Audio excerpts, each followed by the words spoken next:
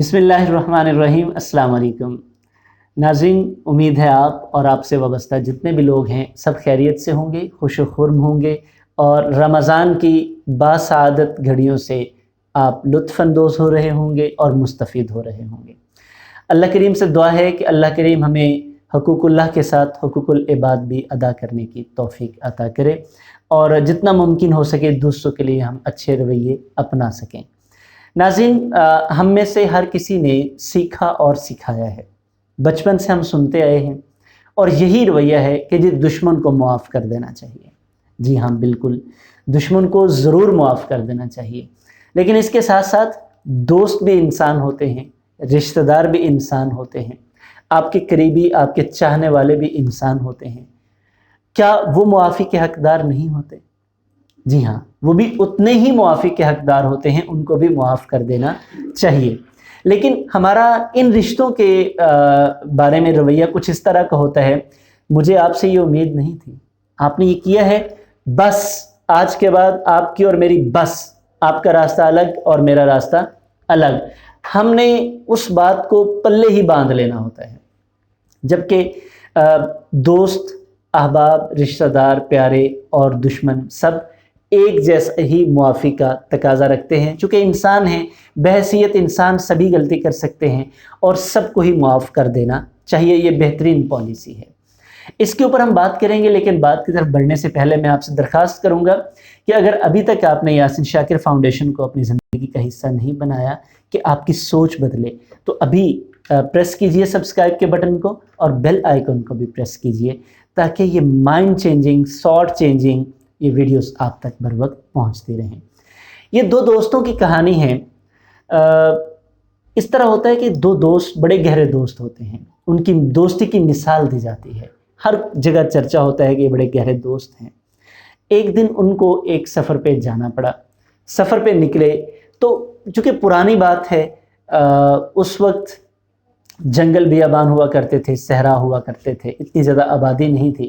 ایک جنگل سے گزرے تو آگے ایک صحرا تھا، صحرا میں وہ چل رہے تھے تو ایک دوست نے دوسرے دوست کے شرارتی مزاج بھی ہوتے، ٹکا کے تھپڑ لگایا۔ اب جب اس کے تھپڑ پڑا تو اسے غصہ تو بہت آیا، ابھی میں نے کچھ کہا ہی نہیں، بلا وجہ تھپڑ دے مارا۔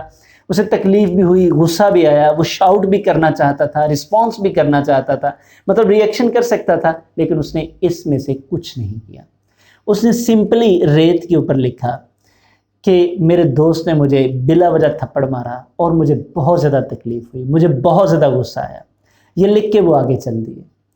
آگے جب وہ جا رہے تھے، سفر ان کا جاری تھا، تو ایک جگہ ان کو ہریالی دکھائی دی، جیسے گھاس کا میدان، لیکن وہ اصل میں دلدل تھی۔ تو جس دوست نے اسے مارا تھا وہ تھوڑا پیچھے چل رہا تھا اور جسے مار پڑی تھی یہ تھوڑا آگے چل رہا تھا۔ اب چونکہ یہ آگے تھا تو یہ دلدل میں ابھی مطلب وہ وہاں پہنچا تو پھنس گیا، اور دلدل میں یہ ہوتا ہے کہ جب انسان پھنستا ہے تو دھنستا جاتا ہے۔ اب یہ نیچے جا ہی رہا تھا تو اس دوست نے بھاگ کے اسے باہر نکالا، کھینچ لیا۔ جب اسے بچا لیا تو اس دوست نے نکلنے کے بعد وہاں کہیں کوئی ایک پتھر پڑا تھا، اس پہ لکھا کہ میرے دوست نے میری جان بچائی۔ تو یہ جو دوست جس نے اسے مارا تھا اور اس کی جان بچائی تھی، اس نے اسے سوال کیا، یار مجھے سمجھ نہیں آئی کہ جب میں نے تمہیں مارا تو اسے ریت پہ لکھا، حالانکہ وہ تمہیں پلے باندھنا چاہیے تھا، وہ یاد رکھنا چاہیے تھا، اور یہ جو میں نے جان بچائی ہے تو نیکی تھی، اسے تمہیں بھول جانا چاہیے تھا، یہ پتھر پہ لکھ دی۔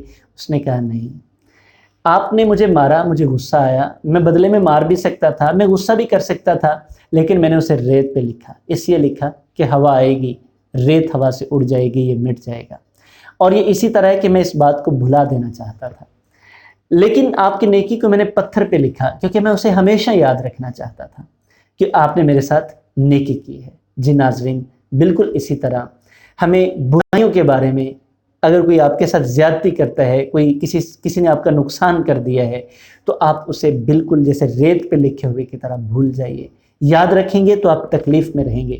فرانسس بیکن بڑی خوبصورت بات کہتا ہے کہ جو بندہ اپنے بدلے کی آگ کو زندہ رکھتا ہے وہ اپنے زخم تازہ رکھتا ہے، لیکن جو آپ کے ساتھ کوئی نیکی کرتا ہے اس کو ہمیشہ یاد رکھیے تاکہ آپ کل اس کے ساتھ نیکی کر سکیں۔ اس سے اس کا کوئی فائدہ نہیں ہوگا، آپ کی شخصیت میں بہتری آئے گی، لیکن اگر آپ بدلے کی آگ کو ذہن میں رکھیں گے، اس شخص کو تو شاید کوئی فرق پڑے نہ پڑے، لیکن آپ کی ذات بکھرنا شروع ہو جائے گی۔ آپ خراب ہونا شروع ہو جائیں گے، بالکل اس چیز کی طرح آپ نے دیکھا ہے کہ جو چیز اندر سے خراب ہوتی ہے اس میں سے اسمیل آنا شروع ہو جاتی ہے، تو بالکل آپ اس گندی چیز کی طرح آپ میں اسمیل آنا شروع ہو جاتی ہے۔ رویے بدلیے، دشمنوں کو بھی معاف کیجیے، دوستوں کو بھی معاف کیجیے۔ والسلام۔